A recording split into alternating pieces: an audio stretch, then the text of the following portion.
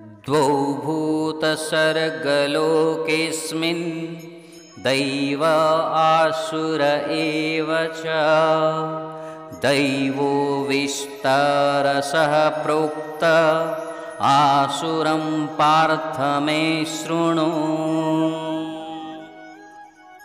बंधुगण, प्रत्येक जीव निज सहित तांकर पूर्व जन्मर स्वभाव बहन करिथांती।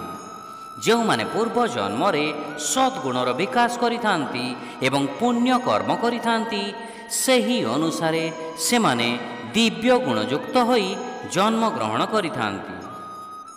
एवं पूर्व जन्मरे जो माने पापमय कर्मरे लिप्त रही मन को कलुषित करिथांती, सेही सबु स्वभाव को से माने एही जन्म को बहन करिथांती।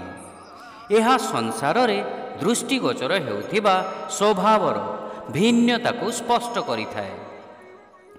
दिव्य एवं आसुरिक स्वभाव एही भिन्नतार दुईटी चरम दिगंत अटंती। स्वर्गलोकर जीवगण अधिक सद्गुण धारण करती, किंतु निम्न लोकमानंकरे आसुरिक गुणर प्राधान्य थाए। मनुष्य ठारे उभय दिव्य एवं आसुरिक गुणर मिश्रण परिलक्षित होइथाए। एपरिकी जणे निर्दयी कंसेई ठारे मध्य दया भाव थाई पारे एवं जणे उच्च कक्षर साधक मानंक ठारे मध्य दोष परिलक्षित होइथाए। बंधुगण, जदि आमे दैवी प्रकृति एवं आसुरिक प्रकृति को भिन्न भिन्न जुगरे देखिबा, ताहेले सत्य जुगरे देवता एवं दानव भिन्न भिन्न लोकरे बास करुथिले, जहाको आपण देवलोक एवं असुर लोक नारे जानती। त्रेतीय जुगरे सेमाने गोटिए लोकरे बास करुथिले, जिए हेले श्रीराम एवं रावण। द्वापर जुगरे सेमाने गोटिए परिवार रे बास कले, जिए हेले पांडव एवं कौरव।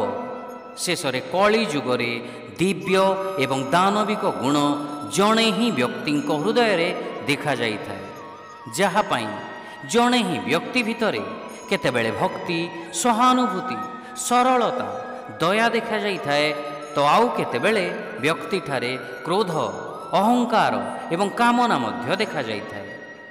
मनुष्य जन्मर यह एक द्वंद्व अटे।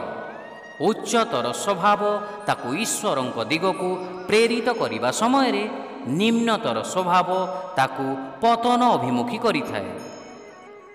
दैवी गुण सबु वर्णना कला परे श्रीकृष्ण वर्तमान निम्न प्रकृति गुड़िकर विस्तृत आलोचना करिछंती। एहा आमकु से गुड़िकु जानिबारे एवं ताकु परित्याग करिबारे सहाय्य करिबो।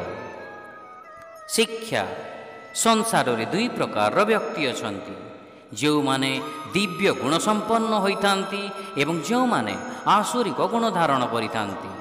हे अर्जुन, मु दिव्य गुण संबंध रे विस्तृत भावरे वर्णना करि सारिछि।